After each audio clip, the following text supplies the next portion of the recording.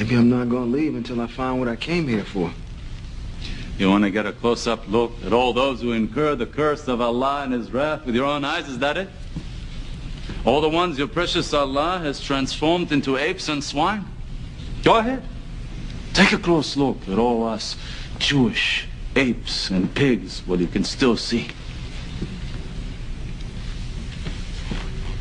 Don't quote my book unless you can get it right. Surah 5, verse 60 of the Holy Quran reads, of whom some he transformed into apes and swine, those who worshipped evil. God didn't turn all the Jews into beasts or all of the Christians, just the evil ones. Darwyn Al-Hakim. This is Darwyn. I picked Darwyn for VIP day because he's nice, he's tall. Darwyn is a Muslim and I'm not, so that's why he's different. Okay. Any questions? My dad said that Muslims don't like us and they don't eat bacon. Well, I'm a Muslim. You think I don't like you? I don't know. I like Marcus, and he's not a Muslim. So why they fly planes into buildings? I'm sorry, It's okay. It's okay. Who has a cousin? Raise your hand. You too, Miss Graham. I'm sure you have a cousin, right? Has your cousin ever done anything bad, like really bad? One time, my cousin, he ate the last piece of cake and blamed it on me, but I only had one slice. I hear you. So if your cousin does something wrong, does that make your whole family bad? No. Well, I guess that's the point. Just because there are some Muslims that are bad doesn't mean that all Muslims are bad, does it? No. No. But can you eat bacon? Yes. Turkey bacon. This soup is great. It's like a cross between lentil and chili. It's wonderful. It's the bacon that gives it the flavor. Bacon. So there's pork in this? Mm-hmm. Hey there, how we doing? Hi, honey. Yeah, Marcus, you want to introduce me to your friend? Will you excuse me for just a second?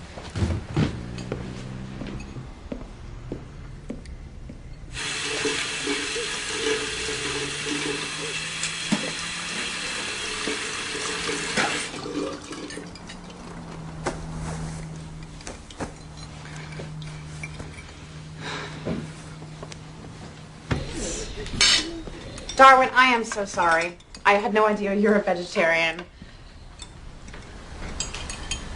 I'm not. I'm a Muslim. Jim. Muslim, huh? So, I guess Muslims don't eat pork? Goes back to the days of the Prophet when pigs carried trichinosis. Well, they don't anymore.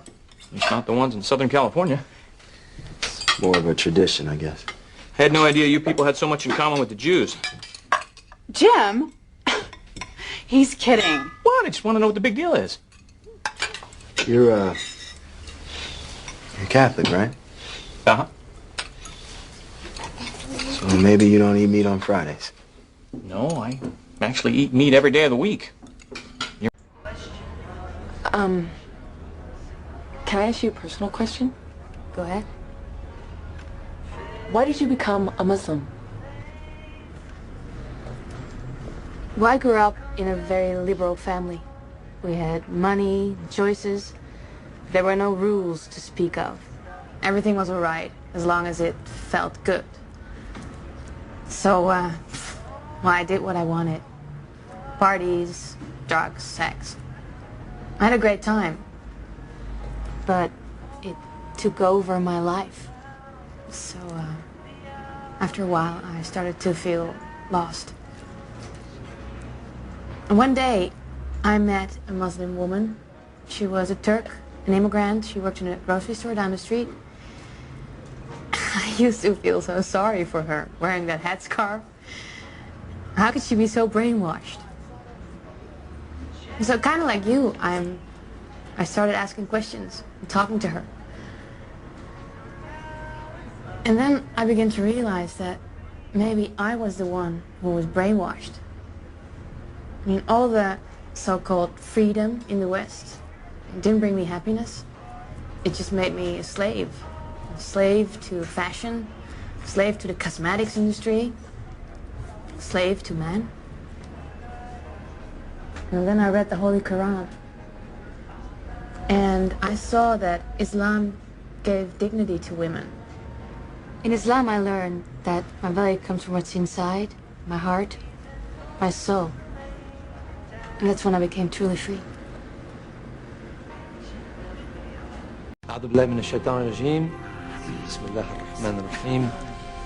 In the name of God, the merciful, the compassionate, brothers, sisters, what is the greatest threat facing Islam today? American aggression in the Middle East. The Zionist occupation of Palestine. These are merely symptoms of a greater disease. The real threat is in our hearts.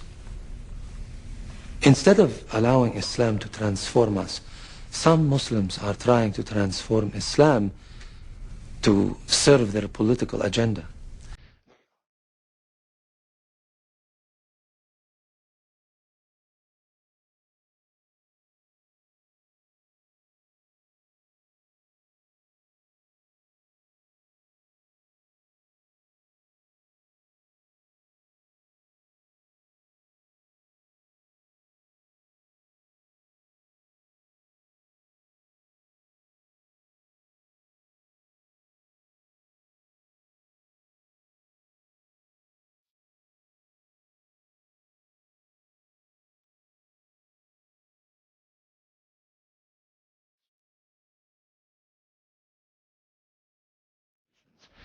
This is the fallacy of the self-styled jihadists who...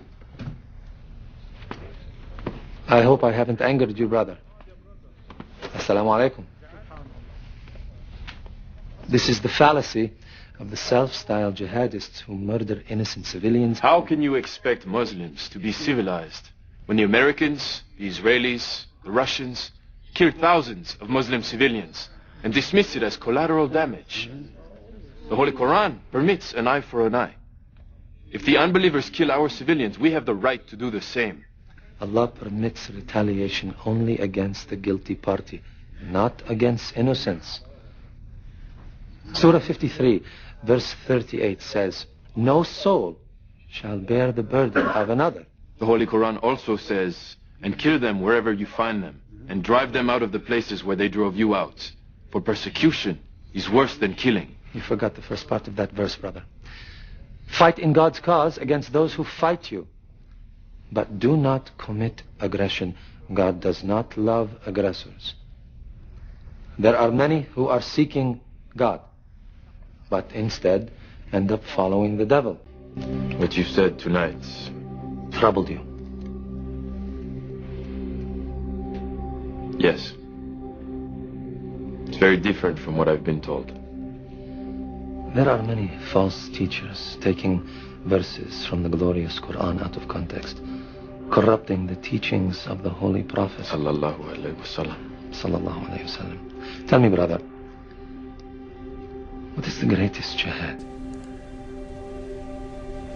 To fight the unbelievers in battle. No. No? The Holy Prophet sallallahu alayhi wasallam said that war against the unbelievers is the lesser jihad. The greatest jihad is to battle your own soul, to fight the evil within yourself. So, who is a true holy warrior then? The Prophet's cousin Ali was fighting an unbeliever in battle, and he gained the upper hand. Just as he was about to strike the death blow, the unbeliever spat at him. Ali threw down his sword, refused to kill him. Why? Ali said that when the man spat at him, he himself became angry, and he was no longer fighting for Allah, but to avenge his own pride. He knew that if he killed that unbeliever out of anger, rather than out of a desire for justice, he would be a murderer in the eyes of Allah on Judgment Day. That, my brother, is a true holy warrior.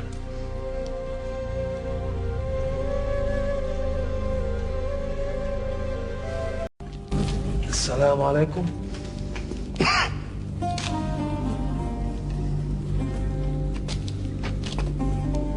حرروه.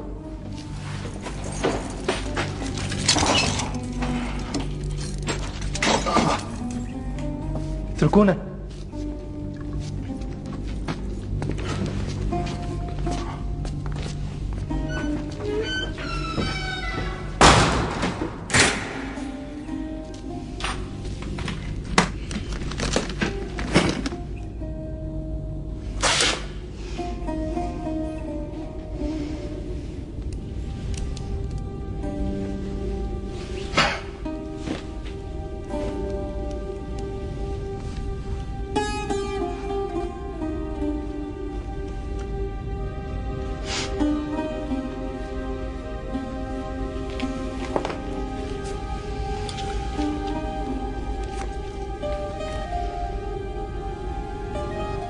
عندي اقتراح لك يا أخي.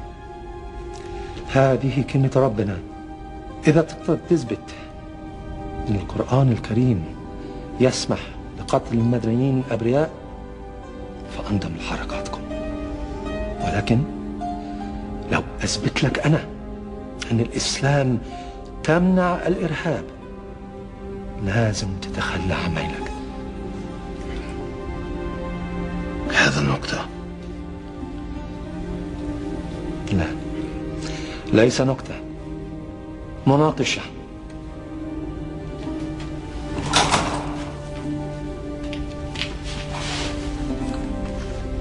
قل يا أخي،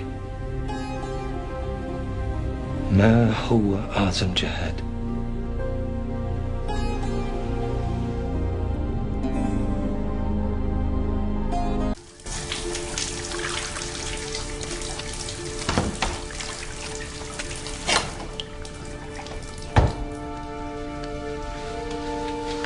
Christian, I'm glad you came today, brother. In a few minutes, I will be giving a speech in which I will issue a fatwa against the murdering devils who have hijacked our beloved Islam. It will, inshallah, be a historic moment for the deen. I have something to confess. What is it? I am a Mujahid movement in a faithful unit here in Los Angeles. We are planning something. An attack. Many people will die.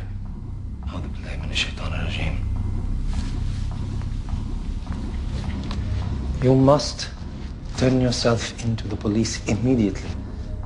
Listen to me, brother, and remember what the Holy Quran says. To kill one innocent man is to kill all mankind. To save one man